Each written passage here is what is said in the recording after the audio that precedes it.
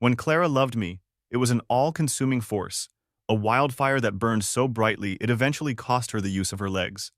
For 3 years of our marriage, that intensity was redirected. She became passionately entangled with Julian, her male physical therapist. I watched them support each other through the grueling rehabilitation sessions, a shared journey of tears and laughter, of breaking down and rebuilding. They were healing both body and mind together. They traveled, at least in spirit, through stories and shared dreams, speaking of beautiful sunsets they would one day see, imagining the taste of the strongest booze on their tongues, and sharing music from concerts that stirred their souls. In my own darkest moments, it was Julian who stood by her side. I had lost my legs for her, she once said, but it was he who was getting her back on her feet. The day Clara made a full recovery was a celebration. Amid the sea of flowers and the sound of applause, I approached her. In my hands, I held 2 documents. One was the company's stock agreement, returning her empire to her. The other was the divorce papers. Her face, flushed with triumph, fell into a state of disbelief that quickly hardened into anger and disappointment. "I risked my life for you," she cried, her voice a raw whisper. "How can you leave me now?" I calmly walked over to a red-eyed Julian, who stood awkwardly at the edge of the crowd, and I took his hand and joined it with hers. "May you both get what you wish for?" I said softly. "May you stay together." Later, I heard she had broken her legs again, a desperate, tragic attempt to make me see her one last time. I remember throwing up violently in the restroom stall just outside the private dining room. After a few minutes of composing myself, wiping the lingering tears from my eyes and checking my reflection to fix my makeup, I stepped back into the cacophony of laughter and clinking glasses with a practiced smile. It was going to be a tough night. 2 hours later, I was huddled under the restaurant's portico, the rain pouring down in sheets, waiting for my assistant to bring the car around. Marcus, the entitled only child of the Booth family's uncle, approached me with a graceful woman draped on his arm. "Why work so hard, Leo?" he taunted, a smirk playing on his lips. "You think getting this piece of land will secure Clara's position?" I gave him a casual glance. "Yep, as long as I'm around, she won't be replaced." Tonight, he was just a defeated competitor, a bit rattled by his loss. I ignored his stiff expression and slipped into the back of the car as it pulled up. My assistant handed me a beautifully wrapped gift box. Today was the 3rd anniversary of my marriage to Clara. I had ordered this custom jade bracelet for her a month ago. If tonight's dinner meeting hadn't been so absolutely crucial for the company's future, I never would have left her home alone on a day like this. Luckily, the deal was secured. The watchful tigers and snakes of the Booth family would have to settle down for a while. I tried calling Clara, but there was no answer. The rain coursing down the window glass stirred a familiar anxiety in my chest. "Mr. Chan said that the watch you were looking at was purchased by Mrs. Booth," my assistant said with a reassuring smile from the front seat. "She's probably planning a surprise for you." Before walking into the house, I took a deep breath and adjusted my expression, determined not to let her see the fatigue and frustration that clung to me. The living room was dim, and Clara wasn't there. Only a single wall lamp cast a faint, lonely glow.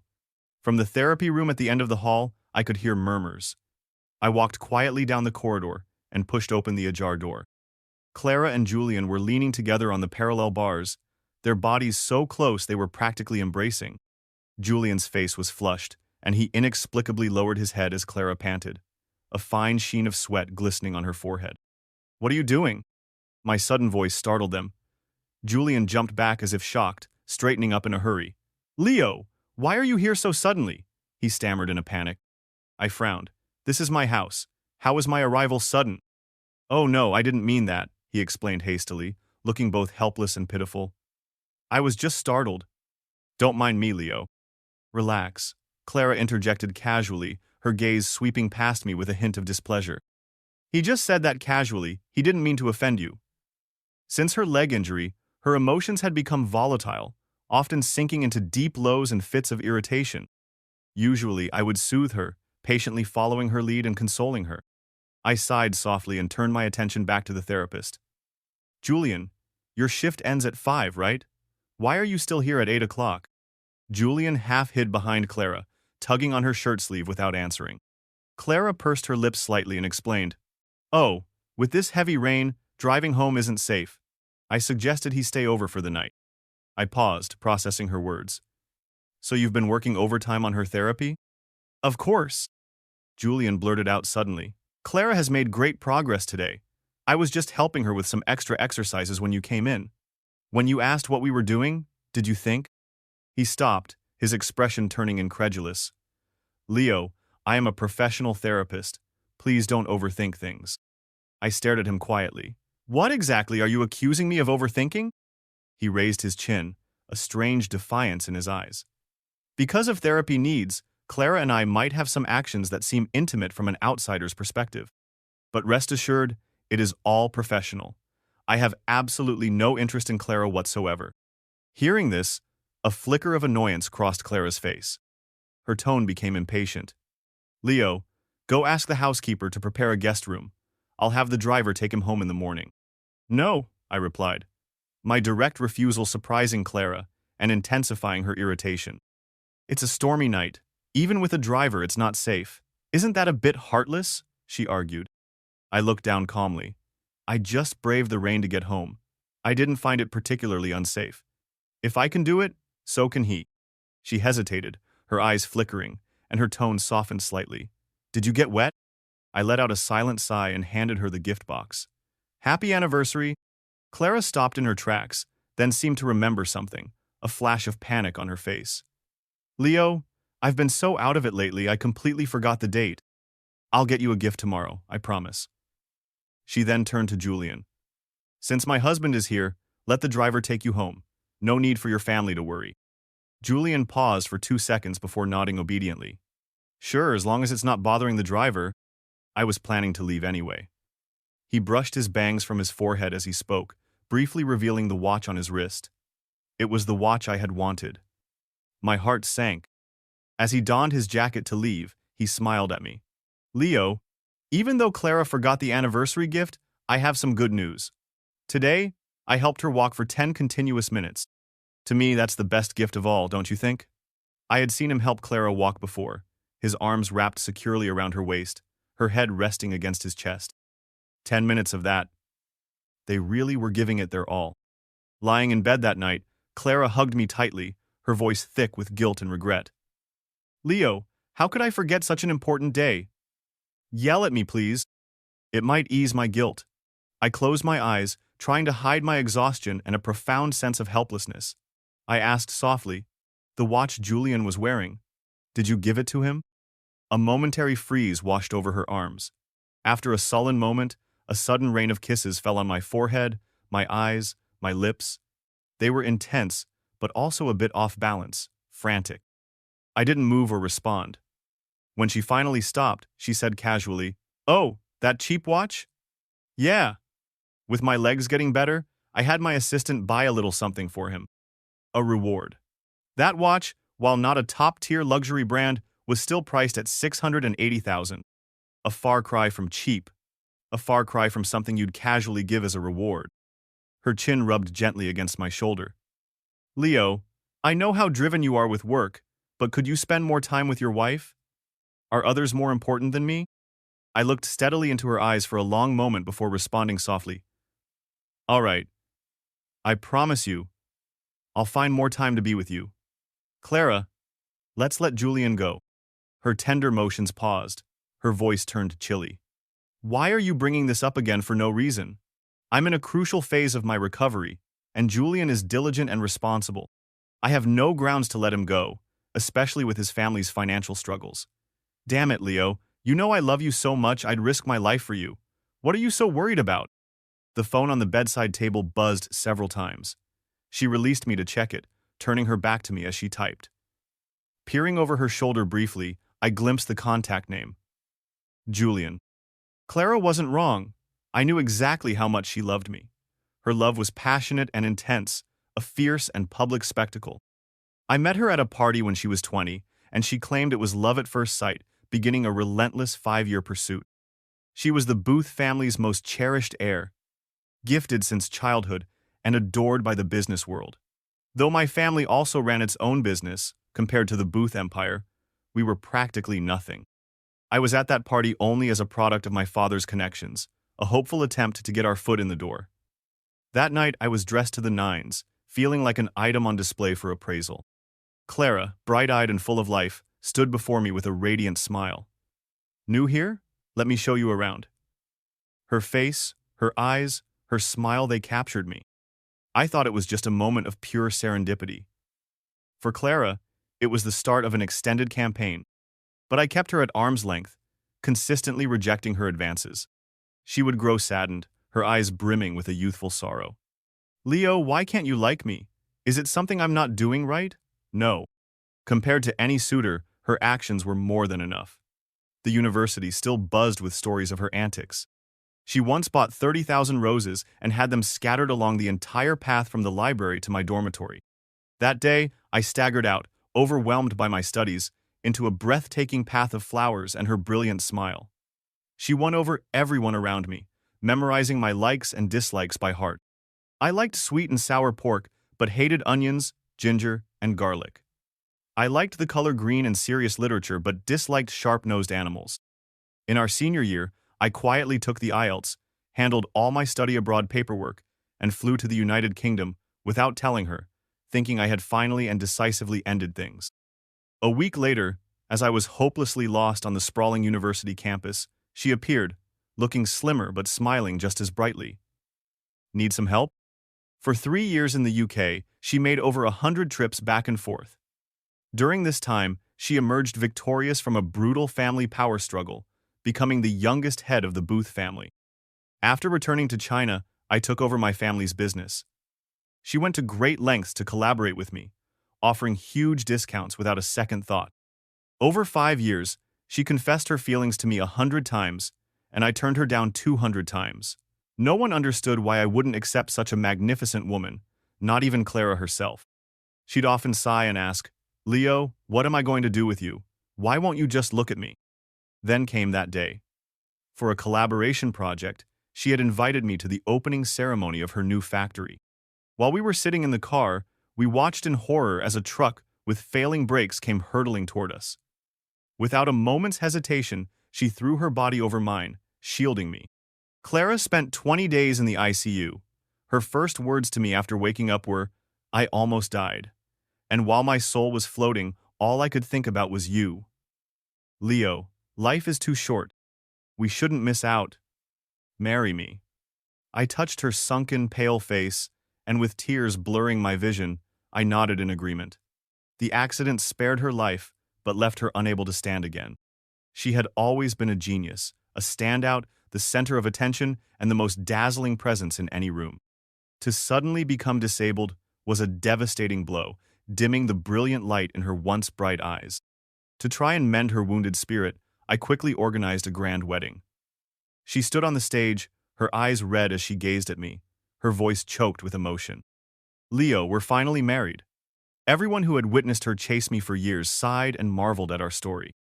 Only Clara's mother sat quietly in the front row, her gaze distant and filled with a profound sorrow. After the wedding, I devoted myself entirely to Clara. By day, I sought out the best doctors with her, and by night, I held her as she slept. She relied on me with an intense dependency. No one else dared approach her during her spells of depression or her violent outbursts of frustration. Only in my gentle embrace could she find calm from her mania and pain. A year later, her beloved grandfather passed away, and Clara lost her greatest protector within the family. The Booth's other heirs and the larger family branches began to eye her rightful position with greedy ambition. I handed over my family's company to my father and, with Clara's power of attorney, took on the role of interim CEO at the Booth Group. These past 2 years have felt like living in a dragon's lair. I navigated treacherous pitfalls, overcame countless obstacles, and exhausted my mental strength. There were countless times I buckled under the pressure, alone in my office, and countless times I had to put on a smile again before going home to her. I did it all because I wanted, on the day Clara stood on her own 2 feet again, to return everything she once had to her, completely intact.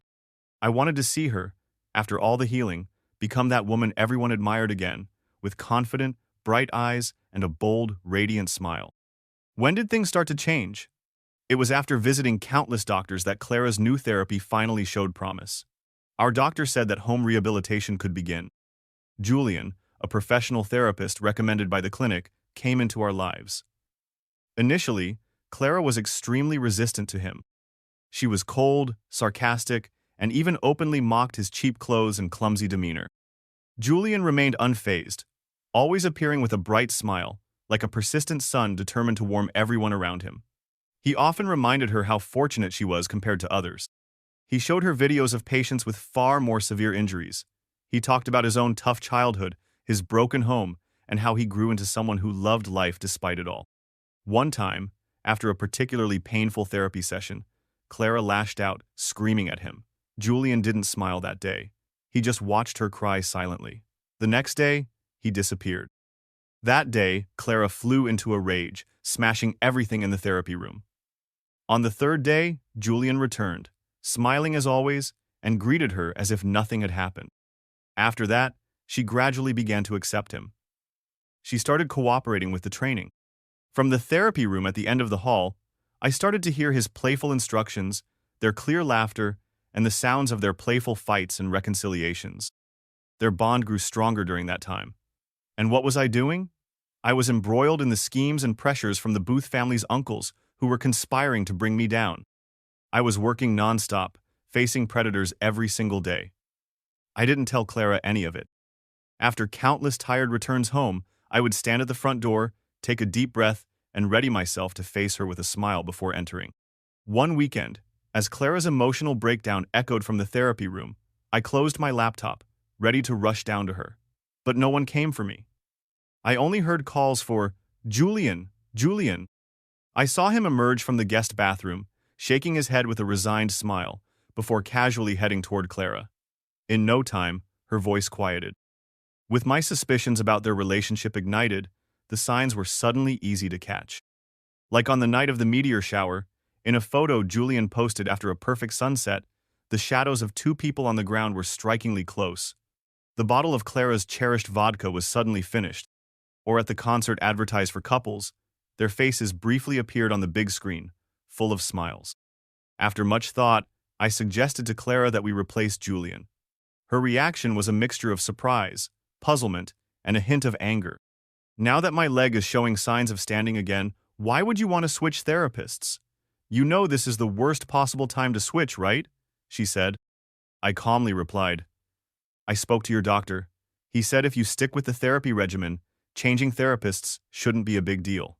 "No," Clara flatly refused for the first time. "My recovery is going exceptionally well.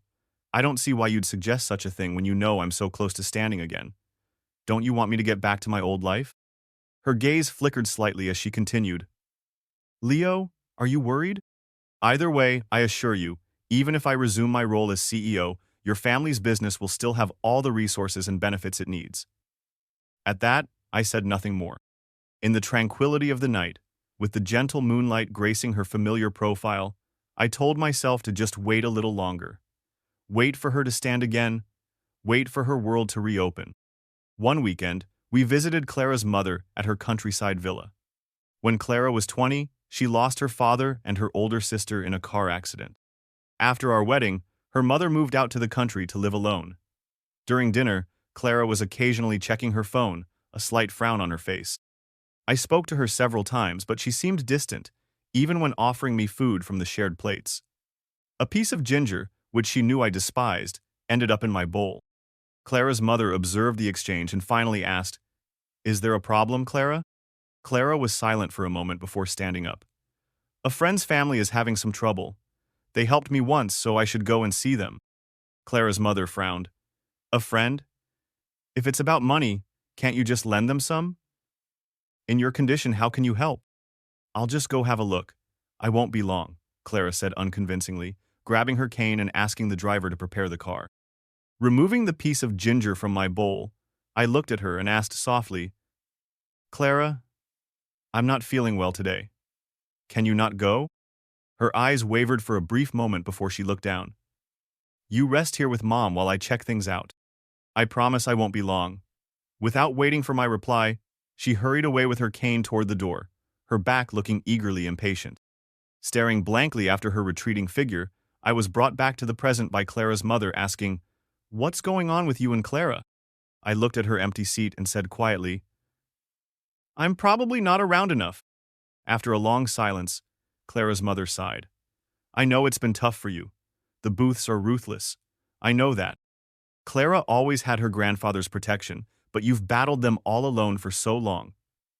It must have been incredibly hard on you, she said. Her candor touched me, and my eyes warmed with unshed tears. You know, I initially didn't want you and Clara to be together, but she loved you so much. The things she did for you, I saw them too. Now, since you're together, let the past go. Treasure the life you have now. After that, Clara's mother went upstairs, leaving me alone at the dining table. I ate and pondered. I decided to get in the car and go find Clara. I had seen her phone blowing up with messages earlier. Her friend had to be Julian. I didn't really have a plan when I hit the road. It felt more like a reflex. Standing in Julian's yard, I watched in horror as his drunk brother lifted a wooden chair and swung it directly at Clara's head. My blood ran cold. I almost passed out. Julian was holding an unconscious Clara, crying his eyes out. I snapped out of my stupor, rushing over and shouting, "Quick, get the car over here!" We rushed Clara to the hospital. The doctor said that luckily, it was just blood loss and no life-threatening injuries. She would be fine once she woke up. While I was taking a frantic call from Clara's mom in the hallway, she couldn't hold back her anguish and blurted out, "She became disabled because of you. Why didn't you take better care of her? You've already taken one daughter from me. Are you trying to take another?" Her words cut deep, and I choked on my tears, a mess of memories flooding in. After calming down, I went to see Clara. Standing outside her room, I heard soft sobs and comforting whispers. Peeking through the small window in the door, I saw Julian hugging Clara, her arms wrapped gently around him, her face full of concern and tenderness. Then, Julian lifted his head and kissed her softly on the lips. Clara seemed startled for a second, her eyes fluttering closed, and then she deepened the kiss. Ignoring the scene unfolding before me, I numbly walked away toward the elevator. I stopped abruptly, turned on my heel, and headed back. Pushing open the hospital room door without knocking, I found the mood had shifted entirely. Julian was now lying on the bed, his arms clinging to Clara's neck, mumbling softly. Clara was on top of him, her head buried in his shoulder, both of them lost in a deep, passionate kiss. Julian looked up, and his eyes met mine with a wide-eyed shock. He broke away anxiously, calling out, "Leo!" Clara halted her movements, her breathing heavy. She didn't turn around. Her back was rigid, frozen like a statue.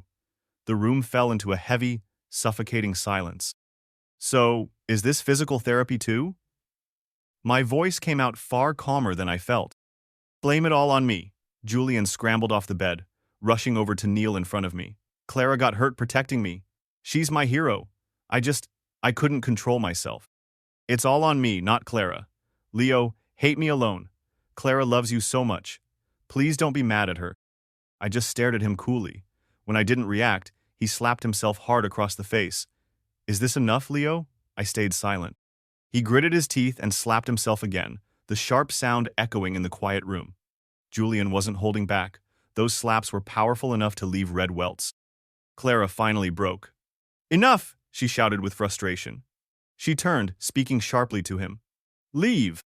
Julian, his face now swollen and red, looked between Clara and me, shaking his head slowly.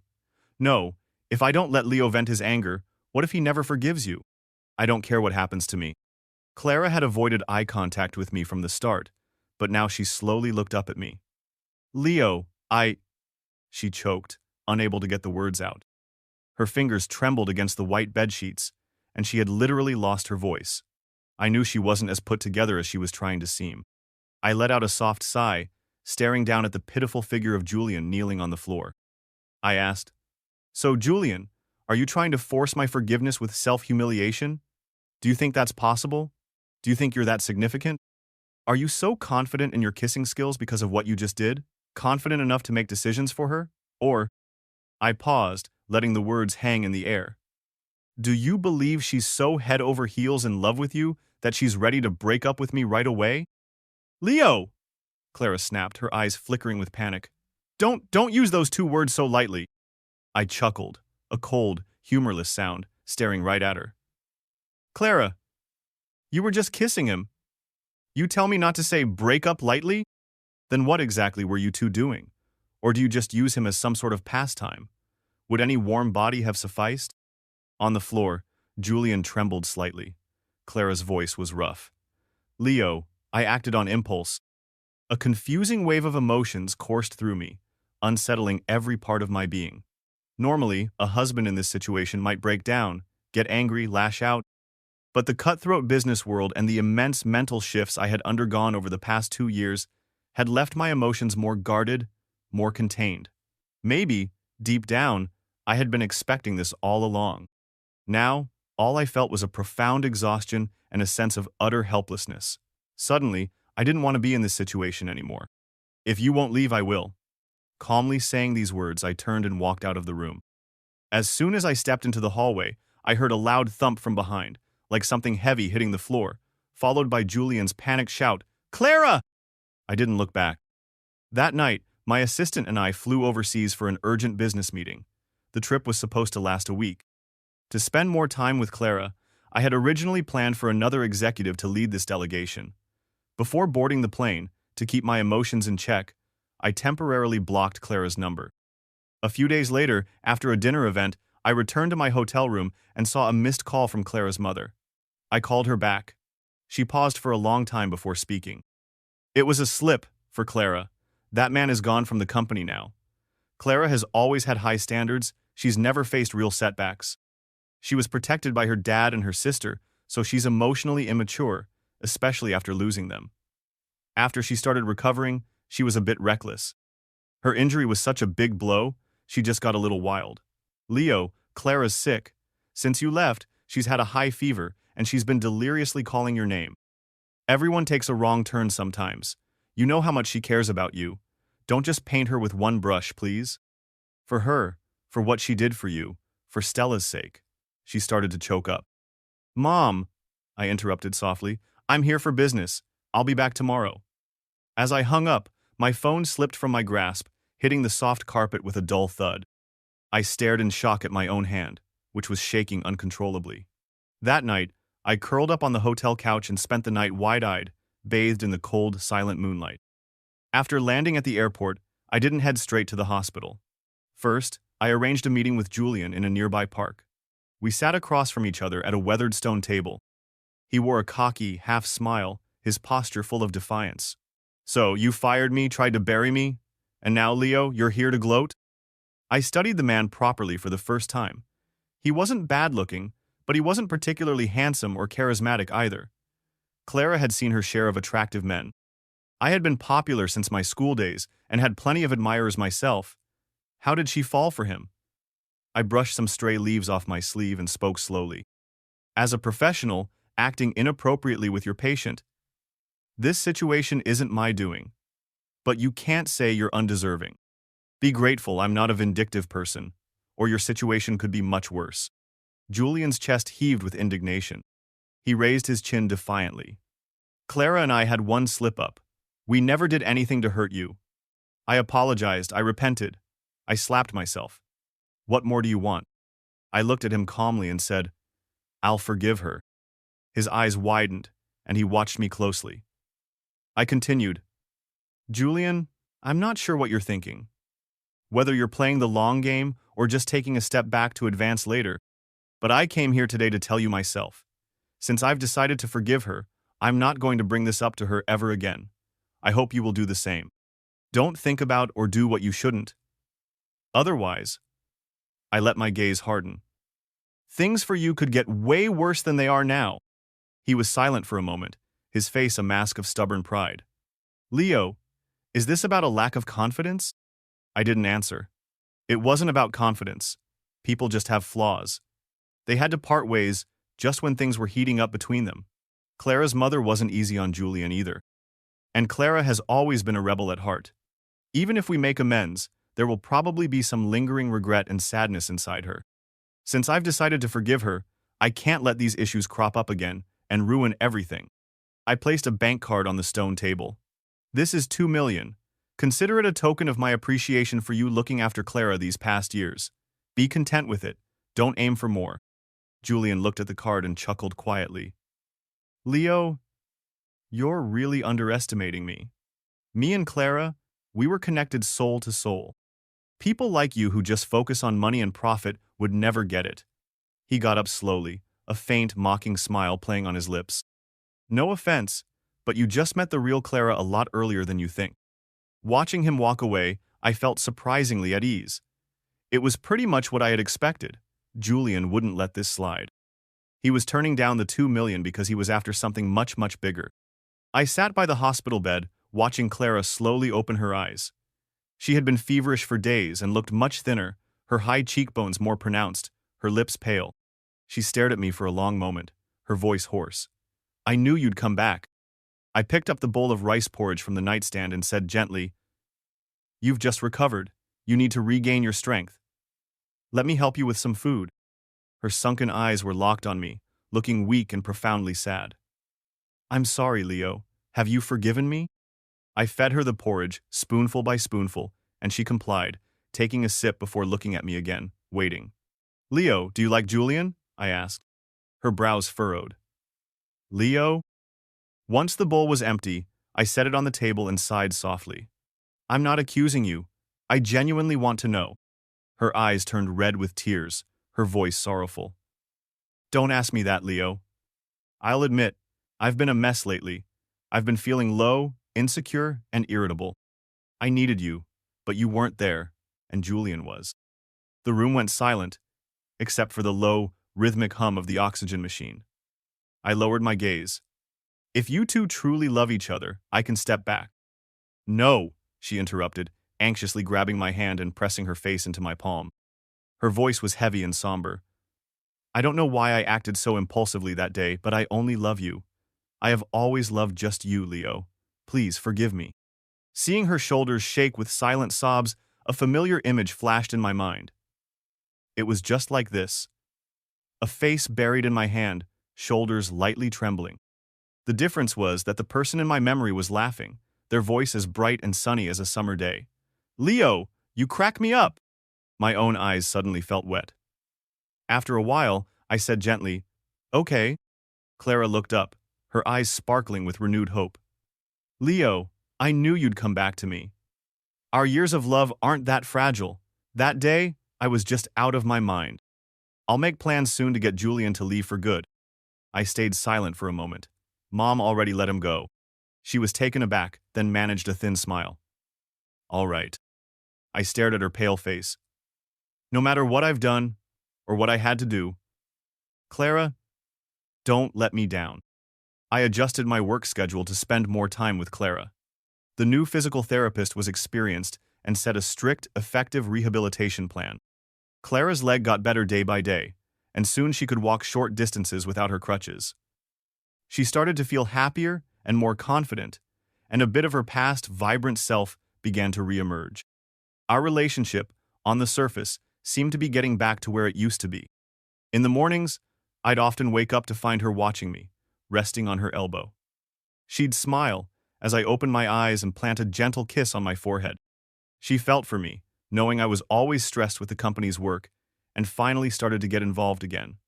Business had always been her strong suit, and her joining in eased my load considerably. She showered me with gifts for all sorts of silly reasons, and even started learning how to cook. The kitchen would be a mess, filled with clattering sounds, all so she could make me a plate of braised ribs. Clara's mom started treating me better too. On lazy afternoons, we'd sit by the big bay window, each with a cup of tea, talking calmly about the past and her two daughters. Late at night, I'd sometimes lie awake and wonder, if life could always be like this, then my choice must have been the right one. Clara had regular appointments at the hospital for checkups. This time, while we were waiting outside the specialist's room, we ran into Julian. He was with a man in a wheelchair, probably working as his personal therapist, and there for a checkup as well. The man was irritable, cursing and complaining loudly. First, he complained about Julian's strength being too little, then about the speed of the wheelchair being too slow. Everyone in the waiting room turned to look at the commotion.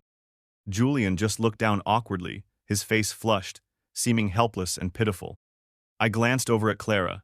She sat quietly on the sofa, her eyes lowered, looking completely indifferent. Noticing my gaze, she just turned to me and asked with a smile, "What do you feel like eating tonight?" "How about French?" I smiled back. "Let's just go home and eat." The aunt made soup. All right, whatever you say. She never once glanced in Julian's direction. While Clara was getting her checkup, I stepped out to take a business call. The man in the wheelchair was still shouting. If you hadn't insisted on coming today, we wouldn't have this problem with the other appointment. You'll pay for half of whatever they charge us. I hung up the phone, and my gaze met Julian's as I turned around. His lips were pressed into a tight line, his look a challenging mix of resentment and defiance. Just then, the door to the examination room opened, and Clara's voice came through. Leo, it's all done. We can go home now. Julian's look shifted drastically. His eyes turned red, his expression becoming soft, hurt, and pitiful. Clara didn't look his way at all. Instead, she gently took my hand. A month after that incident, one evening as Clara and I were nestled on the sofa watching a movie, she casually brought up a plan. I'm thinking of going to H-Town next week for a reunion. I hesitated. We have the quarterly board meeting next week. I can't get away. She smiled. It's okay, I can go by myself. You'll be going alone? I can walk with just a walking stick now, pretty much like a normal person. Don't worry. Plus, I want to take a short vacation in the area afterward. I didn't say anything. She ruffled my hair, smiling. What, gonna miss me? I looked at her, asking gently, Are you sure you need to go? Her eyes flickered, and she hesitated for a couple of seconds before saying, It's just to say farewell to the past. For one last bit of healing. My gaze slowly drifted from her face. Clara, if that's what you want, I won't stop you. She hugged me, her voice a lingering whisper in my ear. Leo, just this one time. I'll explore the outside world a little bit, and when I get back, I'll throw myself completely into the present. I'll take over the company again, and I'll love you with all I've got. We could even have a kid. Clara packed her things and flew away from our city. She would video call me for half an hour every single night, sending me pictures of local sites and countless voice messages. Leo, it would be perfect if you were here. Tonight's sunset reminded me of that evening we saw in England. I'm here feeling the grassland breeze. A few names for our future kids crept into my mind, so I wrote them down. Leo, I miss you. So, when Julian sent the first photo, I wasn't overly surprised. At that moment, the business dinner I was at was in full swing. I was kind of buzzed from the alcohol, squinting as my fingers zoomed in and out, looking hazily at the photo's content. 3/4 of the frame was taken up by a hotel bed. White rose petals were scattered all over the bedsheets. It instantly took me back to the path of rose petals I once saw when leaving the library all those years ago. On the nightstand, a white nightgown and bra were neatly folded. It didn't seem dirty or vulgar at all. If it weren't for that familiar cane leaning against the headboard, the photo would actually be quite beautiful. A client came over to propose a toast. I put down my phone, smiled gracefully, and drank. Clara's trip lasted for a month. Through the countless photos and videos sent by Julian, I saw their entire journey. With just a car and a cane, they traveled to faraway places. They watched the most beautiful sunsets, drank the strongest drinks, and listened to the most touching concerts. In one small, remote village, the two of them even had a traditional local wedding ceremony. When Clara exited the airport, she was surprised to notice that I wasn't in the crowd waiting for her. She asked my assistant, "Where's Leo?" My assistant replied, "Leo had to fly to City S for a project this morning. He asked me to pick you up." Clara felt a tinge of unease. I hadn't mentioned anything about this trip. I was usually so meticulous. Surprises like this rarely happened. The project must be very important, she told herself. Her phone vibrated with a message from Julian. It read, "Life's a journey. Take care." She looked up and saw Julian, dressed in a black suit, standing in a corner of the arrival hall. He just stood there silently, his eyes full of a deep, complicated emotion. The day she had seen him at the hospital, looking so rough and pitiful, a surge of emotions had risen within her. But she had hidden it well and had no intention of doing anything about it. Deep down, she knew that I was the most important person to her. Thanks to our long past and the fact she had saved my leg, I had forgiven her with little difficulty, and our life had gotten back on track. 2 days later, however, Julian suddenly came to her. He looked worn out, with tears in his eyes. He shared his struggles after her mother had fired him, how he was being oppressed at his new job, and how at home, his father and brother abused him. He told her how I had tried to pay him off. Finally, he choked up, saying how much he missed her. Her heart had wavered. They had parted abruptly at the peak of their intense feelings, leaving a residue of regret and reluctance. Julian's eyes were red, his voice broken. You once said that if you fully healed, you'd take me to see the world's beauty. Clara, do you still mean it? She remembered him asking. She had looked at him, and on an impulse, she had said yes. Thus began their month-long healing journey. She thought, it's nothing. It's just saying a proper goodbye to the past. Julian had witnessed and helped her through her most difficult times. Delivering on a simple promise was fine. That night, after drinking with the villagers, they stayed at a local hotel and had a wild night. Waking up to see him beside her, she had felt a profound sense of regret. But he was so willing, not for money, not for status, just for a brief time together. He only wanted this 1 month, and then they would part forever. She told herself that life is long and she would have a lifetime to cherish me, but for Julian, there was just this 1 month. So, she temporarily dived in. The red dress he bought her, he wanted a mock wedding ceremony. She agreed to it all. Ultimately, returning to the city would mean the end of everything. I would never find out.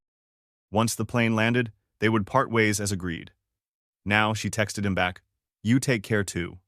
She sighed and turned to my assistant. Let's go, take me home. Clara was uneasy all day. She called me repeatedly but could never reach me. It wasn't until midnight that I returned her call. Sorry, I've been busy since I landed. I forgot to turn on my phone. My voice was calm and gentle, no different than usual. Yet Clara felt an unshakable anxiety. Her voice was now tinged with frustration. We haven't seen each other in so long. Why would you schedule a business trip right now? Don't you miss me, Leo? Whether it was from a bad signal or he was simply ignoring the question, I didn't answer. Instead, I asked, how was your month of healing? She laughed. Of course, I'm feeling much better. Mom dragged me for a checkup as soon as I got back. The doctor said I'm basically fully recovered.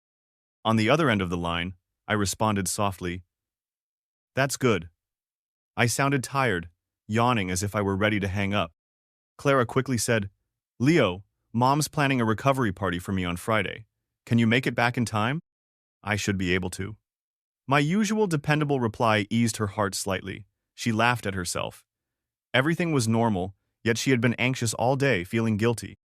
Luckily, there was plenty of time ahead to atone for her mistakes. That night, she wrapped herself in the blankets that carried my scent, which made her feel that the past month had been nothing but a distant, feverish dream. For Friday's party, her mother pulled out all the stops. After a long hiatus, it marked Clara's official return to society. Family and friends gathered, all smiling and offering their best wishes. She felt confident and poised. It felt like her glorious past was finally back. My assistant had told her that my flight had landed an hour ago and that I was on my way. She kept glancing at the door, impatient and full of longing for me. She turned, and then she froze. Julian, smiling, was walking toward her. She panicked. Why are you here? Julian paused. Didn't you invite me? Clara frowned. I didn't. We agreed not to meet again. Why would I invite you here? Julian's smile faltered. I received an e-invite from your assistant's office. I thought you meant for me to come. It must be a mistake, Clara said, looking anxiously toward the door. Leave. Quickly. Leo will be here any minute. Don't let him see you. Julian stood still. Just then, the entrance buzzed with greetings. It's Leo. Good to see you, Leo. Clara saw me enter, smiling and greeting everyone warmly. Her heart skipped a beat. A memory flashed of our very first meeting at a party just like this one, where I stood among the crowd, looking slightly awkward but smiling. That day, her heart had missed a beat. Now, she thought, it's been so long since he smiled like that. Forgetting Julian was standing right beside her, she approached me. Leo, she called softly, reaching out her hand to me. My smile faded. I watched her quietly, a contemplative look on my face. The people around us, knowing the couple had just reunited, respectfully left some space for us. Leo, I'm so glad you're back, she said, feeling oddly emotional. I motioned to my assistant, who immediately handed me a folder. I presented it to her. It's the shares and the divorce papers. Take a look. Clara blinked, doubting what she had just heard. What? I met her gaze. Clara, I'm ready to get a divorce. Her mind went blank. unsure how to react. Opening the folder, she saw a shares transfer agreement and a divorce agreement. Pages and pages of clauses, with my signature already on the last page. This had clearly been planned for a while. Why? Why? She looked up at me, bewildered and incredulous. I pressed my lips together slightly. Our relationship has reached its end. There's a third person in our marriage. Divorce is inevitable. Clara felt a sudden surge of emotion. I would give up my life for you. How can you say our feelings have ended? She seemed to realize something, and her face turned to disappointment and anger. Are you still hung up on what happened last time? Didn't you say we were done with it and wouldn't talk about it again? A flicker of irritation crossed my usually calm face, but I adjusted quickly, meeting her eyes with my own bright, dark gaze. What happened last time is over, but what you've done in this past month has crossed my line.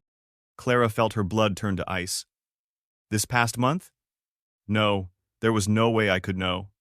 She and Julian had sworn it was a secret between them, never to be known by anyone else. Each time she had FaceTimed or called me, she had paid meticulous attention to every detail, even spending half an hour alone beforehand to prepare herself. There was no way the secret could have gotten out. Guided by a mixture of certainty and denial, she stubbornly dismissed my claim. What are you talking about? What happened this month? I just went on a trip, that's all. I neglected you because I was away for too long. I furrowed my brows slightly and let out a soft sigh. Then my gaze calmly searched the room and finally rested on Julian. I brought him, his eyes red from crying, to stand in front of her. Clara stared, her hands trembling uncontrollably. I linked her hand with Julian's and gave them both a faint smile. Thanks to Julian texting me photos daily for this past month, I've become very familiar with your entire itinerary. Initially, it was hard to take. But over time, seeing it every day, I grew accustomed to it. Clara, you saved my life.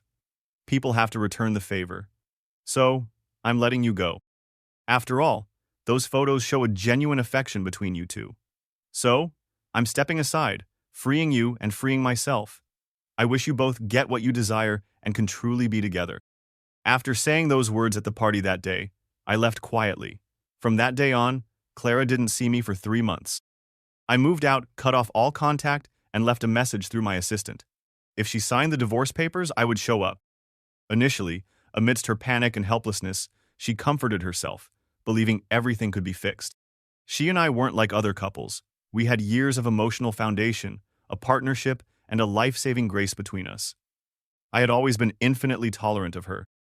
Didn't I easily forgive her that time at the hospital? This time, she knew she had crossed the line. She admitted her fault and genuinely regretted it.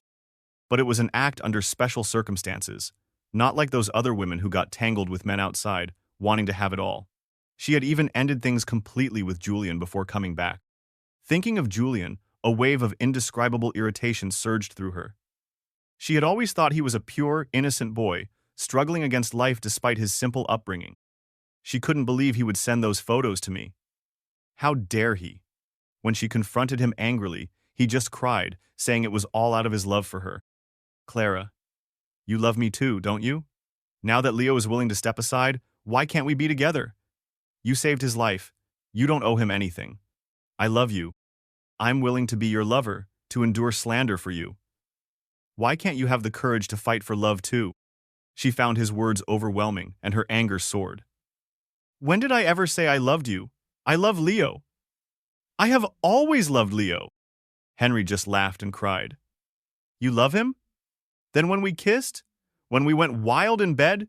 You had feelings too, right? Hearing him repeatedly mention her deepest regrets and watching his moving lips, Clara couldn't hold back, her hands reaching for his throat. When the man in front of her started gasping for air, his eyes rolling back, her mother appeared, pushing her away just in time. Her mother's eyes were filled with fear. Are you crazy? She was going crazy. Every day she was trapped in unspoken remorse and regret, unable to sleep at night. She would stare blankly at the ceiling until dawn. During the day, she would drift through her tasks in a haze, constantly thinking of me. Thinking of the faint smile on my lips, the pleasant smell of my hair.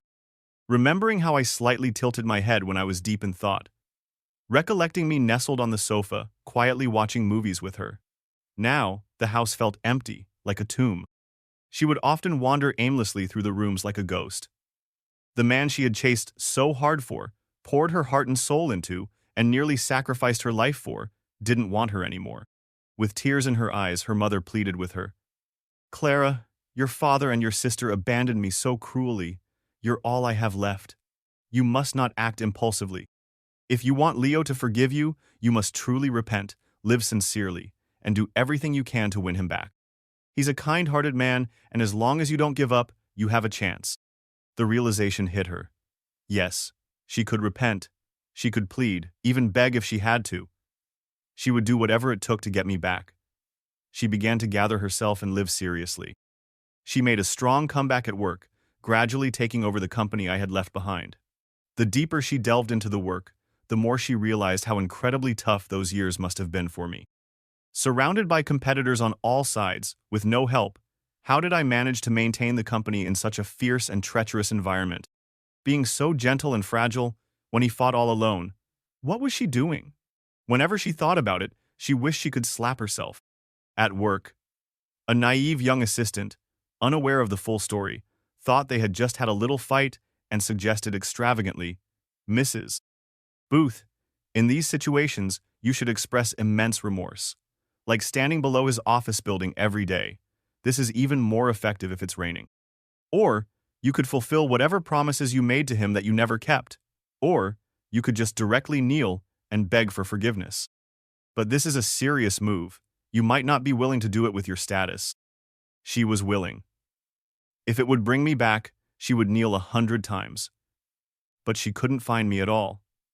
To chase her husband, she at least needed a husband to chase. She couldn't even catch a glimpse of my shadow. Clara once tried reaching out to my father. She was shocked to learn that he had retired from the business a year ago, sold all his enterprises, and moved abroad for a quiet retirement. Suddenly, she recalled the day I had suggested letting Julian go. She had thought I was worried that once she recovered and took over the business again, it would affect my father's interests. She had even assured me generously. I had stopped talking then, and she had thought it was because I felt guilty. How foolish and laughable. For these past 3 months, clutching onto a deep-seated hope, Clara worked diligently and lived earnestly, waiting for me to have a change of heart, waiting for me to come home. One day, she found an old photo among her sister's belongings. Her sister, Stella, was 3 years older than her. Unlike Clara, who was always interested in investing and making money, Stella had been a piano prodigy from a young age. By the age of 18, Stella had won countless awards. Their home was filled with her photos and trophies from various competitions. In that particular photo, Stella wore a clean white dress, playing a duet at the piano with a boy. They both shared a similar temperament, gentle eyes, serene smiles, and slightly flushed earlobes. That boy, Clara recognized at once, was me. How was Leo with her sister? Clara had met me a year after her sister had passed away. She had no idea I played the piano. Since meeting me at 20, pursuing me for 5 years, and being married to me for 3, I had never played for her even once. In a state of shock and with a vague, terrifying sense of premonition, she found her mom. Her mom stared at the photo for a long, long time, and finally confessed a secret she had kept hidden deep inside for years. Leo was your sister's boyfriend. They met at a piano competition and started secretly dating. At the time, your dad and I wanted your sister to pursue a career as a professional pianist, so we strongly opposed their relationship. I even confronted Leo personally and warned him not to get any ideas. When your sister found out, my sweet, obedient child lost her temper at me for the very first time. On the day of the car accident, a driver came to pick up your dad for a business trip in a neighboring city. Your sister and I got into another huge fight. She stormed out of the house in tears and got into your dad's car. Clara stood there, frozen like a statue for a long while before dazedly asking, "Why didn't you ever tell me?" Her mom wiped away her tears. "Back then, you were just coming to terms with their sudden loss, and I didn't want to distress you any further. When you started seeing Leo, I had no choice but to approach him again. He agreed to keep the secret. So Leo knew who I was from the very start. Which is why he kept avoiding me, right?" Clara gave a blank, empty smile. "No wonder he avoided me for 5 years." Her mom continued, "When you injured your leg saving him, I realized that some things just can't be stopped, and Leo was genuinely moved by what you did. That's why he finally agreed to your proposal." Clara locked herself in her room and didn't eat or drink for 2 days. On the third night, she sent a message to my assistant. I agree to the divorce. She set her phone down, feeling completely and utterly drained. When she went to sign the papers at the courthouse, she saw me in person for the first time in months. Her hands trembled uncontrollably upon seeing my car pull up. It was clear I had been doing well. My complexion was rosy, and my eyes were as clear as the sky after a storm. Nervously, she walked up to me. My gaze was calm and detached. Her heart fluttered at the sight of the face she had longed to see for so long, and she heard herself say, "I never knew you played the piano." I raised an eyebrow, somewhat surprised by her sudden comment, and nodded. "Yeah, I learned for a few years back in the day." She bit her lip and finally asked the question that had been tormenting her ever since she agreed to the divorce, something she needed to ask me in person. "Leo, did you ever love me?" My eyelashes fluttered slightly, and my gaze suddenly deepened. Clara's heart tightened as she dug her nails into her palm. Many years later, Clara would often reflect on that moment. For countless sleepless nights, she would try to analyze and deduce what I hadn't finished saying. Was it love, or wasn't it? I was about to answer when Julian suddenly showed up. Clara's first instinct was to look at me. My expression turned cold immediately, and a look of disdain and mockery replaced my previous indifference. It felt like she was falling into an endless abyss, sensing that some things in her life were now gone forever. That day, she shamelessly took back her decision. She desperately told me she didn't want a divorce, that it was all just a ploy to get me to show up, and she begged for another chance. I took a step back, looked at Julian, then back at her, and said gently, "Clara, if you won't sign, I'll have to go through litigation." Due to Julian's unexpected arrival, her interaction with me lasted only 2 brief minutes. Little did she know that my unfinished answer would haunt her for the rest of her life. Even less did she expect that it would be the last time she would ever see me. Following the new divorce regulations, I directly filed for online divorce proceedings. With ample evidence, a firm stance, and a reasonable division of assets, everything went smoothly. She barely spoke throughout the process, entranced by my animated face on the computer screen. The court directly granted the divorce, even waiving the mandatory cooling-off period. Her mental state plummeted after the divorce. She no longer cared about the company, frequently isolating herself in the house we had shared for 3 years, rarely venturing out. Her mom came to inform her that her cousin, Marcus, had convened a temporary shareholders' meeting to oust her as chairwoman. Clara didn't react, showing no care at all. Julian tried visiting her, but she refused every time and even hired guards to keep him away. Hearing his voice or seeing his face now inexplicably made her break out in hives. Her physiological aversion was so strong that she couldn't even muster the energy to seek revenge on him. All she could think about was finding ways to see me again. But I, despite my courteous facade, had a resolute mind and fierce methods. If I didn't want to meet her, then I wouldn't. She missed me dearly. Late one night, she drove recklessly on the highway, calling my assistant and threatening to crash her car if I refused to meet her. The assistant panicked, telling her that I had gone abroad and couldn't be reached. In despair, Clara crashed her car into a bridge pillar. She survived, but her lower body was paralyzed. This time was much worse than before. She had completely lost all sensation below her waist. In the hospital room, her mom pleaded on her knees, "If you won't live for yourself, at least live for me. If you want to die, then take me with you." Looking at her weeping mother, Clara slowly said, "I won't die. Not now, not ever." 6 months later, when Julian's brother attacked him again in a drunken rage, Julian suddenly snapped. He stabbed his brother with a fruit knife. Though it could have been deemed self-defense, in a fit of accumulated rage, he followed up with 13 more stabs after his brother had already fallen. Julian was sentenced to 13 years in prison for intentional harm. One day, sitting in her wheelchair, Emily saw a familiar face flash on her television. It was a high-profile concert, and right in the center of the stage, I sat, gracefully playing the piano in a sharp tailcoat. It was the first time in 5 years she had seen me, and the very first time she had ever seen me play. The music flowed like a gentle stream, and the pianist was breathtakingly handsome. She strained her eyes to capture every single second. After my performance ended, I stood up to bow with a smile.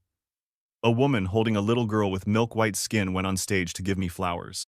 Amidst the thunderous applause and cheers, the woman sat down beside me at the piano, and we performed a four-hand duet. The ethereal music, like sounds from heaven, seemed to flow effortlessly from our fingers.